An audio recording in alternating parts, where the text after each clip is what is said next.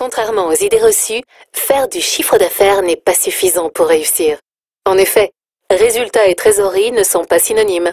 Pour améliorer la rentabilité d'une entreprise et limiter le risque de faillite, il convient de toujours avoir à l'esprit 4 règles que nous allons détailler dans ce module.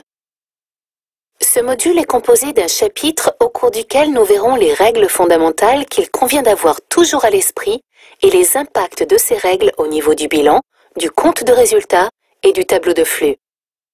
À la fin de ce module, un résumé vous sera présenté ainsi que de nombreux quiz pour vous permettre de tester vos connaissances. L'objectif de ce module est de mémoriser les règles fondamentales d'une bonne gestion d'entreprise. Pour améliorer la rentabilité d'une entreprise et limiter le risque de faillite, il convient de toujours avoir à l'esprit 4 règles.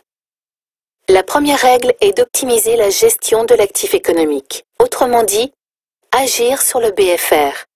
Diminuer les stocks, accélérer les encaissements des créances clients, optimiser le délai fournisseur. Agir sur les investissements. Doit-on investir?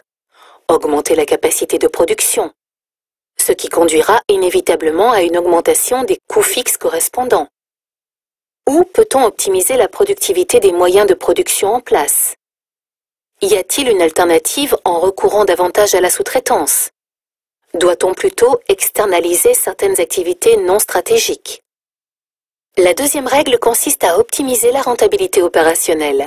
Autrement dit, agir sur le chiffre d'affaires en misant sur l'innovation et le savoir-faire, know-how de l'entreprise et en choisissant judicieusement ses produits et la segmentation de son marché.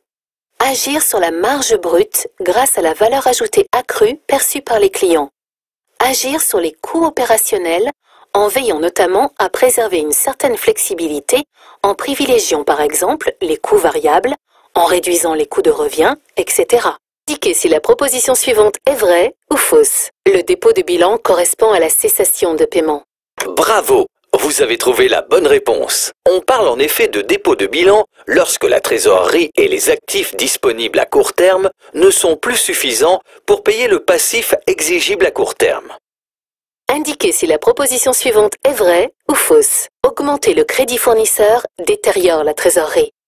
Le rallongement du délai de règlement de facture au fournisseur diminue au contraire le besoin en fonds de roulement et donc a momentanément un effet positif sur la trésorerie. Indiquez si la proposition suivante est vraie ou fausse. Les coûts fixes augmentent le risque de défaillance. En cas de baisse d'activité, il y a risque d'apparition de pertes si les coûts fixes sont trop importants et ne peuvent être couverts. Plus les coûts fixes sont élevés, plus l'entreprise perd en souplesse.